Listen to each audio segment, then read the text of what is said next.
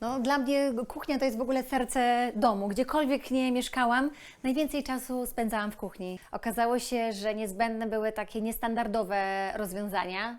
I mój stolarz polecił mi Bluma. A jak mój stolarz coś poleca, to ja wchodzę w to w ciemno. No i teraz będę miała w stuletnim domu taką kuchnię na 100 lat.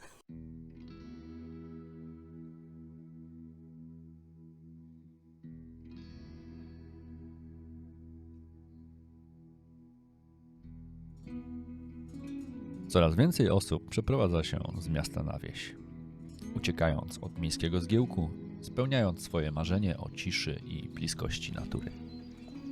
W Polsce przeżywamy prawdziwy renesans odnawiania zabytkowych domów. To ogromne wyzwanie, które wymaga sporej odwagi.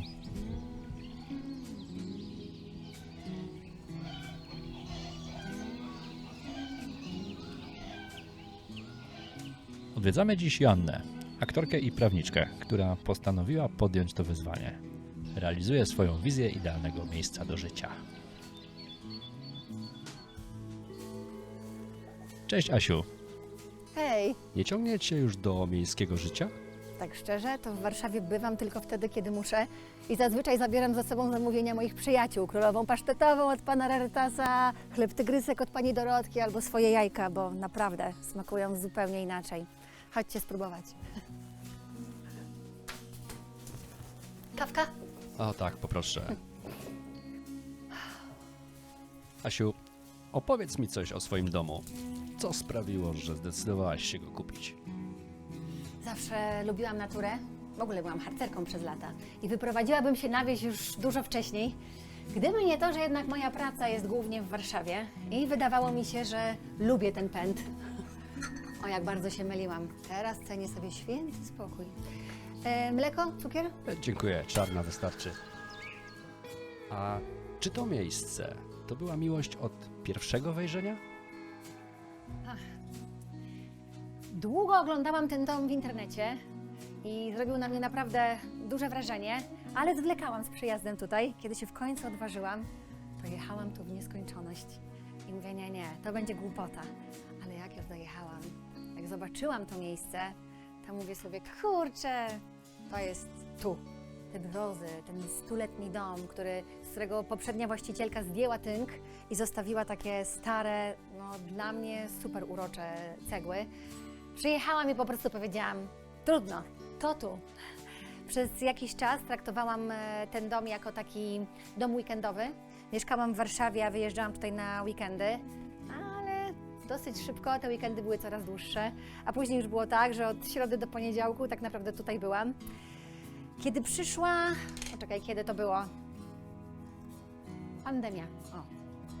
Wtedy zrozumiałam, że tutaj naprawdę można żyć w pełni i ewentualnie dojeżdżać do Warszawy do pracy. A kiedy wybuchła wojna na Ukrainie, to tak naprawdę z dnia na dzień opróżniłam swoje mieszkanie w Warszawie, żeby udostępnić je rodzinie z Ukrainy. I jestem już tutaj na stałe. Wydawało mi się, ja jestem rodowitą warszawianką, że kocham swoje miasto i lubię żyć w takim tempie. Okazało się, że mój organizm zupełnie czegoś innego potrzebuje. Nie powiem, że umiem w slow life, ale uczę się tego. Na pewno już nie umiem jeść, a przynajmniej nie smakuje mi nic innego jak swoje jajka, czy też warzywa z ogródka, czy te rzeczy, które kupuję takie swojskie na targu, czy od rolnika. Uczę się coraz wolniej żyć, doceniać to. Na pewno jeszcze długa droga przede mną, ale wiem, że to dobry kierunek i decyzja zakupu tego domu i zamieszkania tutaj to była jedna z moich najlepszych życiowych decyzji.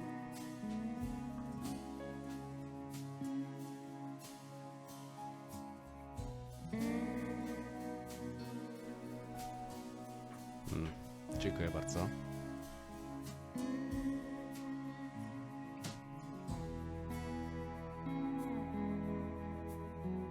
Renowacja tak starego domu to duże wyzwanie.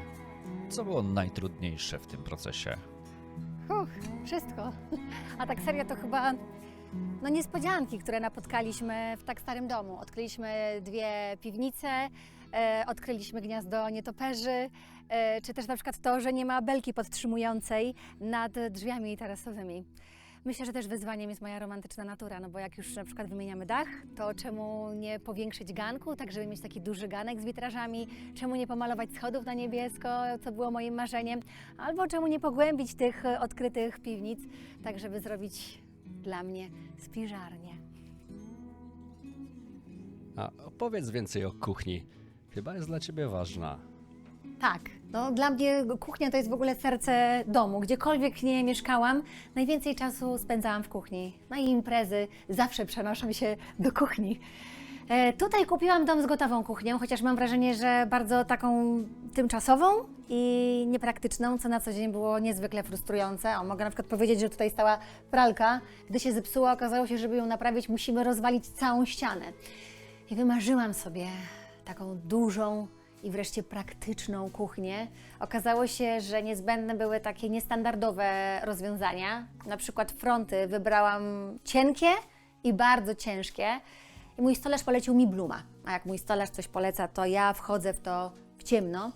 Przekonała mnie przede wszystkim dożywotnia gwarancja. I ja to sprawdzę, bo ja bardzo intensywnie używam mojej kuchni. No i teraz będę miała w 100-letnim domu taką kuchnię na 100 lat.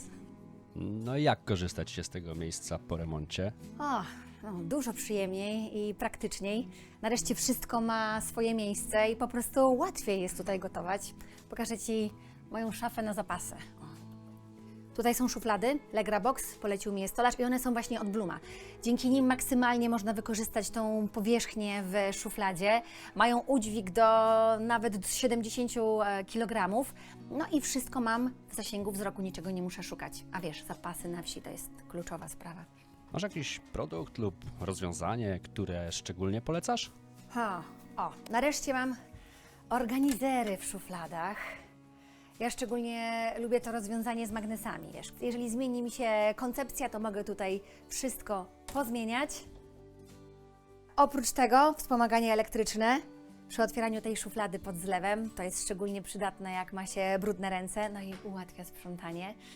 Robot kuchenny. Często z niego korzystam, ale w poprzedniej kuchni był zawsze na widoku, a teraz, kiedy z niego korzystam, jest tutaj. A kiedy przychodzą goście, powiedzmy sobie szczerze, nie muszą go oglądać.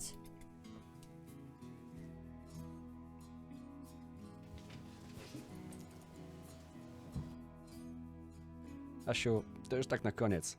Masz jakąś radę dla osób, które planują remont starego domu? Myślę, że przygotować 3 razy większy budżet, 3 razy więcej czasu i dużo pokładów cierpliwości. Dzięki za wizytę. To my dziękujemy za pokazanie swojego miejsca.